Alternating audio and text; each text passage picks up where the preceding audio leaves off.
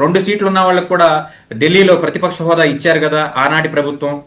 మీకు ఇవ్వటానికి వెంకటేష్ గారు, జయప్రకాష్ నారాయణ గారు గుర్తున్నారు కదా, లోక్సత్తా పార్టీ పెట్టి కుక్కట్పల్లి నుంచి ఎమ్మెల్యే అయ్యి ఉమ్మడి ఆంధ్రప్రదేశ్లో అసెంబ్లీకి వెళ్ళి ఎంత అద్భుతంగా ప్రజా సమస్యల మీద మాట్లాడారు. ఆయన ఒక్కడే కదా ఆయన.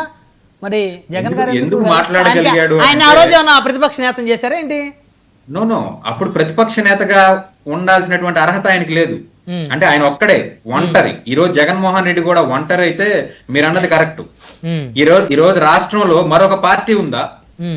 కూటమి పార్టీలు వర్సెస్ వైసీపీ పార్టీ, మరొక పార్టీ లేదు కదా. టెక్నికల్ ఆస్పెక్ట్ లో ఇవ్వచ్చు.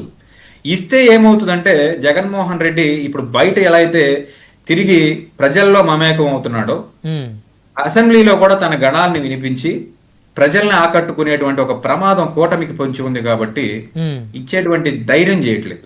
జగన్మోహన్ రెడ్డికి ప్రతిపక్ష హోదా ఇచ్చినంత మాత్రాన కూటమికి వచ్చే ఆ 164 మందిలో 163 మంది సభ్యులు ఉన్నటువంటి అసెంబ్లీలో జగన్మోహన్ రెడ్డి 11 మంది సభ్యులను పెట్టుకుని ఏం చేయగలుగుతాడు? ఏం చేయగలుగుతాడండి? ఏమన్నా మీ మీద పడి ఏమన్నా ఫిజికల్ గా ఏమన్నా అజాల్ట్ చేయగలుగుతాడా? అదేం కాదు కదా. అతను తనకు కావాల్సిన టైం అడుగుతున్నాడు. సరే, దానికి కూడా ఈరోజు ప్రజల్లో ఉన్నటువంటి సమస్యలను చూసో లేకపోతే తనకు తాను మారు, సరే నాకు మొహానికి ప్రతిపక్ష హోదా కూడా అవసరం లేదు, నాకు స్పెసిఫిక్ గా టైం ఇస్తాము అని చెప్పేసి అని స్పీకర్ గారిని హామీ ఇవ్వమని చెప్పండి, నేను సభకు వస్తానని అంటున్నాడు. ఇప్పుడు సార్ ఇవన్నీ జరిగేటట్టు కనపట్లేదు, వాళ్ళు ఇచ్చేటట్టు కనపట్లేదు, జగన్మోహన్ రెడ్డి గారు అసెంబ్లీకి వెళ్ళేటట్టు కనపట్లేదు. సో ఇక మనం ఏం చేస్తుంది? ఇది మన దౌర్భాగ్యం. ఇప్పుడు అధికార పార్టీ ఆయన ప్రతిపక్ష హోదా ఇచ్చే పరిస్థితి లేదు, కనపట్ల. ప్రతిపక్ష హోదా ఇవ్వకపోతే ఆయన అసెంబ్లీకి వెళ్ళే పరిస్థితి కనపట్లేదు. ఏం చేస్తాం? వాళ్ళు అసెంబ్లీలో మాట్లాడతారు, ఈయన రోడ్ల మీద తిరుగుతూ ప్రెస్ మీట్లు పెట్టుకుని మాట్లాడతారు, మనం డిబేట్ లో చర్చించుకుంటాం. ఆబ్వియస్ గా అంతే కదా. రైట్. ఇప్పుడు అధికారంలో ఉన్న వ్యక్తులు ఉదారంగా ఉండాలండి. అధికారంలో ఉన్నటువంటి వ్యక్తులు ఉదారంగా ఉండాలి, ధైర్యంగా ఉండాలి. అమ్మో లేదు మేము ప్రతిపక్ష హోదా ఇస్తే జగన్మోహన్ రెడ్డి మా బట్టలోడు తీసి ఎండగడతాడు అని చెప్పేసినటువంటి ఒక భయం ఉందనుకోండి, ఖచ్చితంగా ఎవరు జగన్మోహన్ రెడ్డి గారి ప్రతిపక్ష హోదా ఇస్తే ప్రభుత్వాన్ని దడదడలాడిస్తాడని భయంతో వాళ్ళు ఇవ్వట్లేదు అంటారు. బయట ఉండి దడదడలాడించట్లేదా? ముచ్చెమటలు పట్టిస్తున్నాడు జగన్మోహన్ రెడ్డి. కాసేపు జగన్మోహన్ రెడ్డి ఈ రాష్ట్రంలో లేడు అనుకోండి,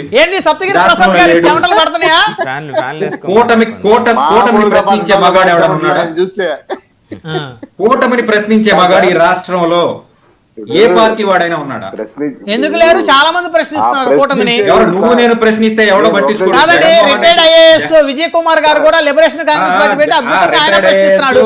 ఆయనకి జగన్మోహన్ రెడ్డి గారికి తేడా ఏముందండి?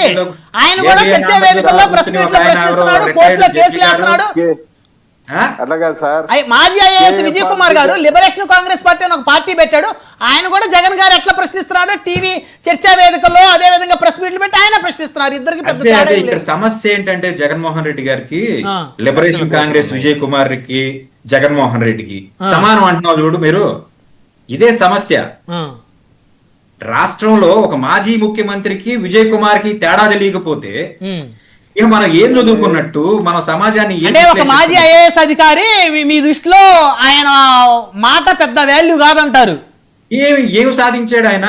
జగన్మోహన్ రెడ్డి గారు ఏం సాధించారు? 153 ఎవడి కాళ్ళు పట్టుకోవాలా నీకు అర్థం అవుతుందా? బ్రహ్మనాయుడు 21 సీట్లకు పోటీ చేసి నేను 100 కొట్టా అంటున్నాడు ఇంకో పెద్ద మనిషి.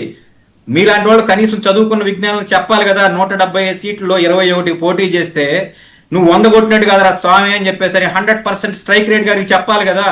మనం చెప్పం. 175కి 175 పోటీ చేసి 11 సీట్లు వచ్చి ప్రతిపక్ష హోదా కూడా లేని వాడికి ఏమి మర్యాద ఇస్తాం మనం? విజయ్ కుమారును జడ శ్రవణ్ కుమారును అక్కడ ఎవరో ఒక ఆయన ఇంకో జడ్జి గారు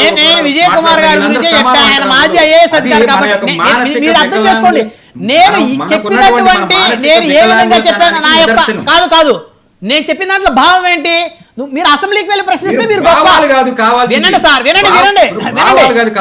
ప్రజల డబ్బులు జీతాలుగా తీసుకుంటూ అసెంబ్లీకి వెళ్లకుండా చర్చా వేదికలోనూ ప్రెస్ మీట్లను ప్రశ్నించేటువంటి శాసనసభ్యుడు ఒక మాజీ ఐఏఎస్ అధికారి పార్టీ పెట్టి ఆయన మాట్లాడేది రెండింటికే Suspend తేడా లేదు, చేయడానికి రెండు ప్రత్యేక ఒకటే. అధికారం ఉంది కదా. ఆయన కూడా నేను ముఖ్యమంత్రి అవుతా అంటున్నాడు. కూర్చోలేదు కదా మనమే. ఐఏఎస్ విజయ్ కుమార్ గారు కూడా నేను ముఖ్యమంత్రి అవుతా అంటున్నాడు. రెండు Suspend ఒకటే, మీరు అర్థం చేయరు. చేసుకోండి.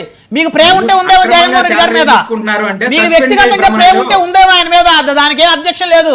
ఆయన ఒక పార్టీ పెట్టాడు, మాజీ ఐఏఎస్ అధికారి, ఆయన మీద రెండు సస్పెండ్ ఒకటే. చేసి మాట్లాడు. అసెంబ్లీకి- అక్రమంగా శాలరీలు తీసుకుంటున్నారంటే సస్పెండ్ చేసి మాట్లాడు. ఎవరు అంతేగాని జరుగుతుంది. ఎందుకు చేతగాని మాటలు మాట్లాడతారు? రావట్లేదు. ఇప్పుడు చంద్రబాబు నాయుడు గారు నా భార్యని మీరు అందరూ అనరాని మాటలు అన్నారు, నేను ఇక నుంచి మళ్ళీ ముఖ్యమంత్రి అయ్యే వరకు నేను రానని చెప్పి దండం పెట్టి వెళ్ళిపోయాడు. మరి ఆ రోజు చెప్పలేదే నువ్వు ఈ మాట? సరే సమయం లేదు, ఆగండి. అదేంటి శేఖర్ రెడ్డి గారు మాకు వచ్చేప్పటికి సమయం ఉండదా బ్రహ్మనాయుడు గారు మేము అడిగేటప్పటికి? 13 చంద్రబాబు నాయుడు గారికి లేనిటువంటి ఒక నిబంధన జగన్మోహన్ రెడ్డి కిందకి వస్తుంది. సస్పెండ్ అంటే చేయండి సార్, సస్పెండ్ చేయడం చేత కదా మీకు? లేదా Yes. భయపడుతున్నారా? అది అలా అడుగు నువ్వు బ్రహ్మనాయుడు. నువ్వు కరెక్ట్ గా ఇప్పుడు అడుగుతున్నావు. సస్పెండ్ చేయమని గెలిస్తే మళ్ళీ లోపలికి వస్తాడు, లేకపోతే అటు నుంచి ఇవ్వండి. హిమాలయాలకు పోతాడు. ప్రతిపక్ష హోదా ఇవ్వండి, లేకపోతే సస్పెండ్ చేయండి.